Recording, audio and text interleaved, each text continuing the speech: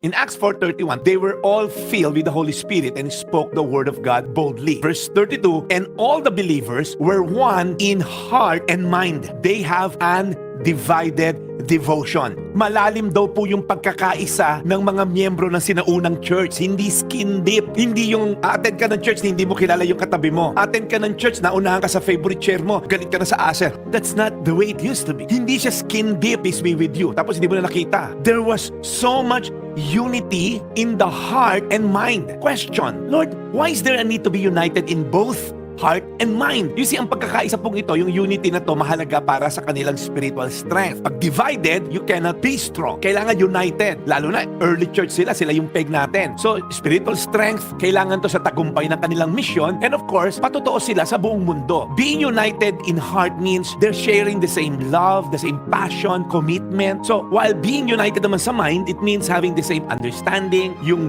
vision, yung purpose. Mahalaga pong united to pareho. You know why? Kung united sa puso pero hindi united sa isip, magdudulot lang to ng emotional connection pero walang sense of direction. May emotional connection, close tayo lahat, pero hindi tayo close sa pagdating sa direction na to. So ibig sabihin, people may feel love and care for pero it lacks clarity in mission and purpose. Now, kung unity naman sa mind without the heart, it leads to agreement pero walang genuine relationship. Mag-agree tayo sa doctrine, strategy, pero walang love, trust, and deep fellowship. This can lead to a cold, mechanical approach sa ministry saka sa relationship. Kung trabaho lang. Nangyayari din yan minsan sa mga civic organizations, di ba? Payabangan ng project. Magpapatayo ng waiting shade. Pero dapat mas malaki pangalan ni Presidente kaysa sa iba, ha? So makikita mo, they're united in their goal, in what they want to accomplish, pero yung puso, may galit sa ganito, may galit sa dating Presidente, yung iba, sa church organization, galit doon sa isang leader, nainggit doon sa pastor and all. Kaya po mahalaga na united yung puso at isip.